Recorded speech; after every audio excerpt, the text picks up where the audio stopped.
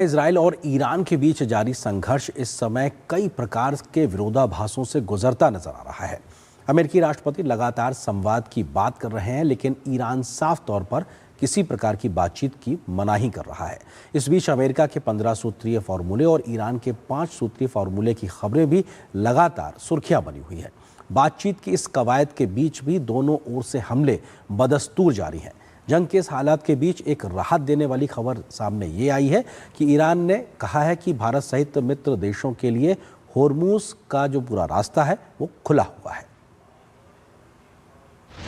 अमेरिकी राष्ट्रपति Donald Trump द्वारा ईरानी बिजली संयंत्रों पर हमला न करने की दी गई 5 दिन की समय सीमा शुक्रवार को समाप्त हो रही है। सीजफायर पर बातचीत को लेकर दोनों तरफ से विरोधी भाषी बयानों से ये विश्वास कर पाना मुश्किल है कि कौन सच बोल रहा है। इस बीच खबर है कि अमेरिका ईरान के खार्ग द्वीप पर जमीनी हमला कर सकता है। बताया जा रहा है कि अमेरिका अपनी 82वीं एयरबॉर्न डिवीजन को भी ईरान में उतारने की तैयारी कर रहा है। इन आशंकाओं के मद्देनजर ईरान ने लाल सागर में बाब अल मंदेब स्टेट को बंद करने की चेतावनी दे डाली है। यमन के पास स्थित बाब अल मंदेब स्टेट लाल सागर और अरब सागर को जोड़ता है।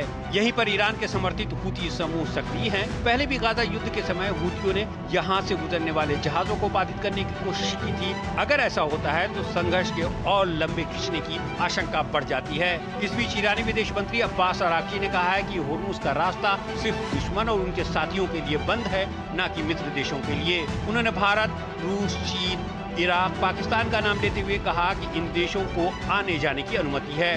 उधर वार्ता के मोर्चे पर ईरान ने ट्रंप के प्रस्ताव को नामंजूर तो कर दिया है, लेकिन साथ ही इसकी समीक्षा किए जाने की बात कहकर सस्पेंस को और गहरा दिया है। ईरानी विदेश मंत्री अराक्ची ने कहा कि पर्दे के पीछे से प्रस्ताव भेज जाने को अमेरिका के साथ बातचीत नहीं मानी जा सकती है। राष्ट्रपति ट्रंप अब भी इस बात पर डटे हुए हैं कि ईरान किसी कीमत पर समझौता चाहता है, इसके लिए बातचीत भी कर रहा है, लेकिन इनकार सिर्फ इसलिए है कि कहीं उन्हें मार न दिया जाए। लेकिन ट्रंप की इन दावों को खारिज करते हुए ईरान ने अमेरिका के सामने 5 शर्तें रख दी हैं।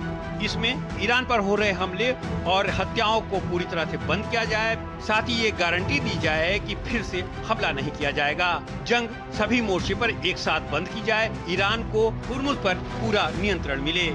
इससे पहले अमेरिका द्वारा भेजे गए प्रस्ताव में 30 दिन के सीजफायर, नातांज, इस्फहान, फोर्दो परमाणु संयंत्रों को बंद करने, परमाणु हथियार न बनाने की गारंटी देने, संवर्धित यूरेनियम आईएईए को सौंपने, संयंत्रों को आईएईए की निगरानी में देने, यूरेनियम संवर्धन पर पूरी तरह विराम लगाने, बैलिस्टिक मिसाइल कार्यक्रमों को सीमित करने, क्षेत्रीय प्रॉक्सी समूहों को समर्थन बंद करने, ऊर्जा ठिकानों पर ईरान द्वारा किए जा रहे हमले को बंद करने, होर्मुज स्ट्रेट को फिर से खोलने, इसके बदले में ईरान पर लगे प्रतिबंध हटाने, यूएन के बैक स्नैप प्रतिबंध मैकेनिज्म को खत्म करने, बुशेहर परमाणु संयंत्र के लिए अमेरिकी मदद से बिजली उत्पादन करने जैसे कुछ अहम बिंदु शामिल हैं।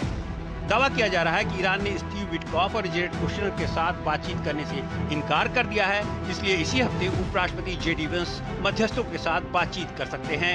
हालांकि व्हाइट हाउस ने इस पर गोलमोल जवाब दिया है। इस बीच दोनों तरफ से एक दूसरे पर हमले भी जारी है।